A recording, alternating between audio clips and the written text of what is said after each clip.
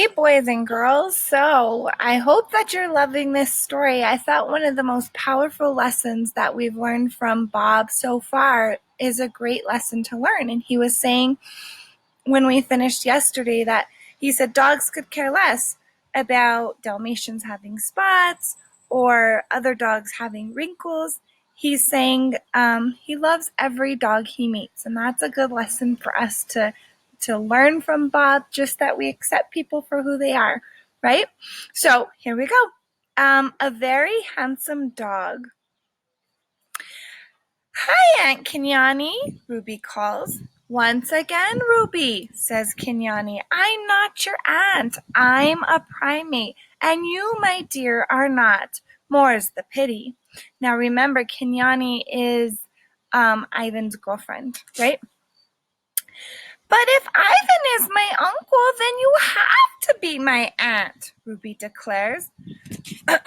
Says Ivan, pointing to the wall. My painting, Bob? I consider it looks like a dog. Ruby flaps her ears. I can tell she's trying very hard to stay quiet. A very handsome dog, I add. It is, Ruby exclaims. It's you, Uncle Bob. Uncle Ivan told me. But who's that? I ask, pointing to another set of mud strokes. I thought you needed a companion, says Ivan. I know you must get lonely at home by yourself all day. It's true, but I've never mentioned that to Ivan. Guy's like a mind reader. I think Snickers and Bob would make a cute couple, says Ruby. I blink in disbelief. Bite your trunk! Ruby starts to reply, but her voice is drowned out by a sharp clap of thunder. Storm's getting close, says Kiani. Ivan dear, come on. You know how you hate the damp. It's true. He carries around old burlap bags so he won't have to sit on wet grass. Ivan looks at me sheepishly. She knows me so well. Kudzu, one of the baby gorillas, bounds over and leaps onto Ivan's back. Ivan loves all the youngsters, but Kudzu is his favorite. I think she reminds him a little of his twin sister, Tag, who died when she was still a baby. And this is a precious picture of Kudzu. Isn't she so cute? She's tiny. Okay. Ride, Kudzu commands. Julia appears, her backpack at the ready. Bob, she calls, we need to get going. Ride now, Kudzu repeats, yanking on one of Ivan's ears. Looks like it's time to go, says Ivan. Good to see you, buddy. Stay dry, okay? Will do, big guy. I turn to Kenyani. Enchanted as always, my dear. A trumpeting noise cuts through the air. Uh-oh, says Ruby. That's Aunt Akilo. Akilo, the oldest of the elephant ants, lumbers over. Come on, Ruby. Weather's getting bad. Just one more minute, Ruby pleads. Now. But I need to tell Uncle Bob one more riddle. Now, Akilo repeats. Nobody ever listens to the littlest elephant, Ruby complains. You can tell me the riddle next time, kiddo, I say, winking at Akilo. Ruby brightens. Okay, gotta go or I'll be in big trouble. Love you, Uncle Bob. See you later, Uncle Ivan and Aunt Kenyani. I'm not your... Kenyani begins, but Ruby is already galloping back to her herd.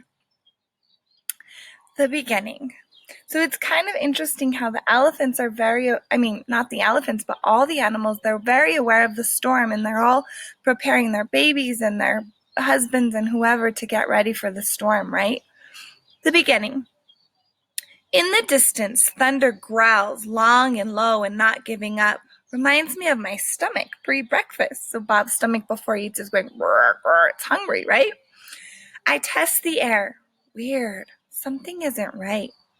Julia! It's George rushing over. Hurry up! You need to get inside. George has an odd scent, like he's on guard. I've only smelled it a few times on him. So remember that Bob smells people to know how they're feeling or how they're doing. And right now he senses that George is like on guard, like something's going on. I look up. The clouds have turned strange shades of green and yellow and gray, clustered together like rows of fat marshmallows. It's so ugly, it's beautiful. I can't stop looking. The air goes still, like a cat before it leaps on its prey. Kenyani and Ivan and Kudzu are racing towards the gorilla villa.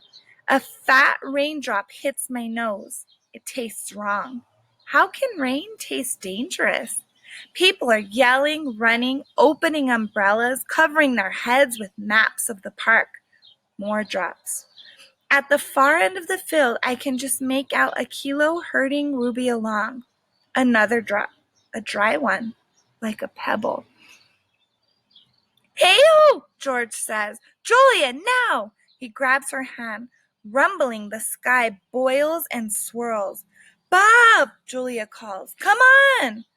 I move to leap off my perch, to run to Julia. I've done it 1,000 times, but this time I lose my footing. I never slip. I'm as nimble as Nutwit. But the rain, the hail, I let out a yelp as I land on Ivan's side of the wall, splat in the mud. "Bob!" Julia screams. "He'll be okay," George says. I can smell Julia's fear and George's doubt as he drags her away. So Bob just fell, and Julia and George have to keep going. Torn apart, noise. It's all noise. Noise that hurts. Noise like a massive truck bearing down on us, the power of its engine, the inescapable wheels, the relentless roar. Nothing to see, nothing even to smell. Just the terrible sound of the world disintegrating. No way. I'm flying. Airborne. Not far, just into the nearby giraffe mane. Wait, let me reread that. Not far, just into the nearby giraffe mane. Not high, just enough to buzz the treetops. Not long, just long enough to stop breathing. But I fly. I'm not alone. Half the world seems airborne. Trees, boards, bicycles, chunks of roof, umbrellas, chairs, bits and pieces of life. It all levitates past like some horrible magic trick. So all of a sudden he's flying in the air. What do you guys think is happening? It's the storm that they've been preparing for, right? And it's not just the rain. It sounds like it's a tornado. Something hits my head, a toy trunk, maybe, and I yelp in pain. And I am terrified. I'm terrified, so scared I pee myself. And I'll be the first to admit, you try it and see how dry your underwear stays. But still, I fly. Not like in the box with my brothers and sisters. Not like with the owl. This is different. This is me, Bob the dog, spending a moment as Bob the bird. Landing. It's over. I land, hard on my rear and slide to a stop directly underneath Stretch, the oldest giraffe in the place. The roar, and by now I've realized we're talking a real live tornado, vanishes as quickly as it came, leaving a vacuum. A silence that hurts even more than noise. So in that split second that all of them were at the zoo, this tornado hit and everything went flying all over the place, and Bob lands here by Stretch, the oldest giraffe. Bad dog. And this is why I'm a bad dog. Not bad dog, like I chewed your favorite slippers. Bad dog, like I'm not a good representative of my species, of any species. I don't think Ivan, Ruby, Julia, Wait, I don't think Ivan, Ruby, Julia, are they all right? I've got to find them. That's what a hero dog would do. One of those guys on the Man's Best Friend show. Hero dogs dash into flames and dig into rubble. Hero dogs are fearless. Nope, not my style. What do? Bob, untamed, undaunted. I howl like a newborn puppy. So he's saying I'm supposed to be brave. I'm supposed to check on everybody, but nope, I don't. I lay there and I cry. He's howling. Honest. I'm not hurt. Banged up a little, sure, but nothing major. And I don't howl for long. But it's what I do. Like I said, I ain't a saint, but at least I'm honest about my failings. Stretch. So Stretch is the giraffe. Slowly, with some difficulty, Stretch peers down between his two front legs. His body partially shelters me from the rain. A piece of canvas has draped itself around his neck like an ugly scarf. I swallow my howls. We look at each other, too stunned to form actual words. Finally, Stretch clears his throat. "Hello," he says in a strangely calm voice. "What kind of animal might you be, if you don't mind my asking?" "Dog."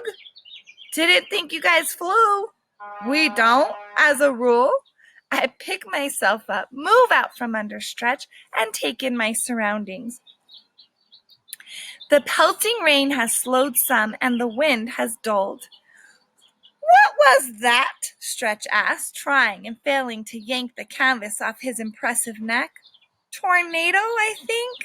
"Well, I've seen tornadoes on the Weather Channel. They look like water swirling down a drain, if the water were black and full of trucks and trees. They look like death." I gaze up at him. I have to crane my neck. "You okay?" "Yep," says Stretch. "But from what I can see, a lot of other folks aren't." Uh-oh. So he's with Stretch, and Bob's okay, and Stretch is okay, but we're going to have to see how everyone else is doing. Let me know if you guys are loving this story. I think these animal characters are my most favorite in all the books I've ever read. I already like Stretch, and I absolutely love Bob. Hope you're doing well.